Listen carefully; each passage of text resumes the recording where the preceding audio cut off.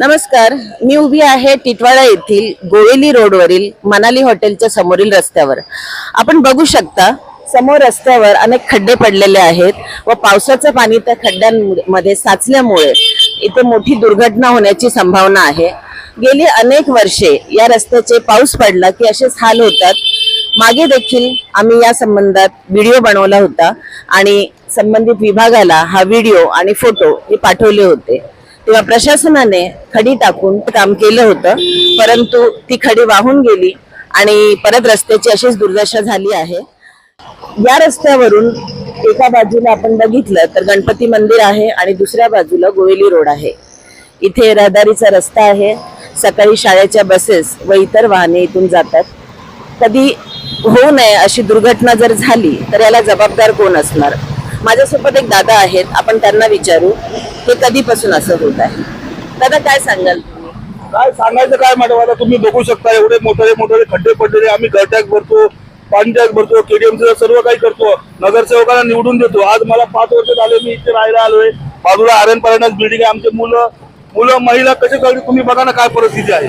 आपण याबाबत कोणाला नगरसेवकांना किंवा प्रशासनाला केडीएमसीला आम्ही सांगतो ना, आम्ही वेळेवरती सगळं काही करतोय, वेळेवरती भरतोय। मग आम्हाला एवढं 1 वर्ष आपण समजू शकता, 2 वर्ष गेले 5 वर्षापासून खड्डा सगळं काम झालेलं आहे। सगळं इंजिनियर येऊन केडीएमसीचे काम करून गेलेलं आहे। पण तुम्ही बघू शकता की रोडवरती किती खडी आणि खड्डे, महिला आणि लहान मुलांना किती त्रास होतोय। मला एवढंच शासनाला केडीएमसीला बोलायचं आहे, जसं वेळोवेळी आम्ही घटक 7,000 8,000 वर्षाला भरतो, तसंच आमची जे काही राहिलेली लकडलेली कामं आहेत ते त्यांनी पूर्ण करावी। तर आपण बघू शकता इथे स्थानिक नागरिकांमध्ये पण भरपूर रोष आहे। त्यांनी पण अनेकदा स्थानिक नगरसेवक असो किंवा प्रशासन असो त्यांना पत्रव्यवहार फोन द्वारे कळवलं आहे, पण त्यावर काही उपाययोजना झालेल्या नाहीत। बच्चों, आप लोग इस रास्ते से रोज सफर करते हो? जी हाँ। तो ये जो पानी जमा है, ये खड्डे हैं, इसके बारे में आप लोगों को कोई तकलीफ नहीं होती कभी? इसके बारे में आप क्या कहना चाहिए? एक टिटवाला कर होने के कारण हमें इससे बहुत दिक्कतें होती है। ये जो पानी है हमें कभी कभी अंदाजा भी नहीं होता कि ये पानी कितना है, इसके नीचे कितने गड्ढे हैं। कई बार ऐसा हुआ है कि कई गाड़ियां उस गड्ढों में फंस जाती है। गाड़ियों में कई परिवार होते हैं, कई जाने होती है और वो कभी भी कहीं भी खत्म हो सकती है। इसलिए हम केडीएमसी से दरख्वास्त करते हैं कि आप इन गड्ढों पे, इन पानियों पे जरा ध्यान दें, क्योंकि इसके कारण बहुत सारी अनहोनी हो सकती है और उसका जाना हम परिवार को ही भुगतना पड़ेगा। इसके जिम्मेदार कोई केडीएमसी नहीं लेगा। रेगुलर टैक्स पेयर है और हम चाहते हैं कि जो बेसिक सुविधाएं हैं वो हमें मिलनी चाहिए, और ये रास्ते, ये खड्डे, पानी, ये हमारी बेसिक सुविधा में आते हैं। आप कुछ कहना चाहेंगे? यहाँ रेगुलर एक्सीडेंट्स वगैरह होती रहती है और हमें स्कूल कॉलेज जाने में दिक्कत होती है, क्योंकि पानी भरा रहता है तो हमें यहाँ पे चलने में नहीं होता। इतने पानी में हम जाते हैं तो हमें बहुत दिक्कत होती है, उसको हम बीमार पड़ जाते हैं तो हमारा स्कूल भी मिस आउट हो जाता है।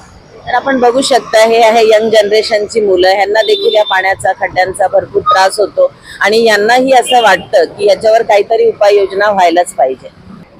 आप इस रास्ते से रोज सफर करते हैं? हाँ, मैं डेली में यहाँ सफर करता हूँ। मैं 10-20 साल से यहाँ पे रहता हूँ। ओके। और ये जो गड्ढा आपको दिखाई दे रहा है, इससे बहुत बड़ी दुर्घटना हो सकती है और इसका ध्यान न जा रहा है प्रशासन पे, न जा रहा केडीएमसी पे। और बीच बीच में बहुत बार गिरते गिरते हम लोग, कितने लोग जो है घायल भी हो चुके हैं।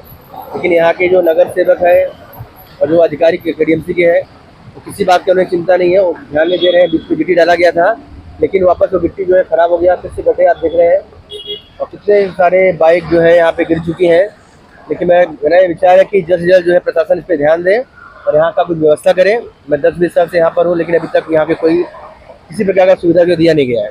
मैं चाहता हूँ कि आपके माध्यम से जो है ये आवाज़ आगे तक पहुँचे और इसकी व्यवस्था जल्द से जल्द पूरी की जाए।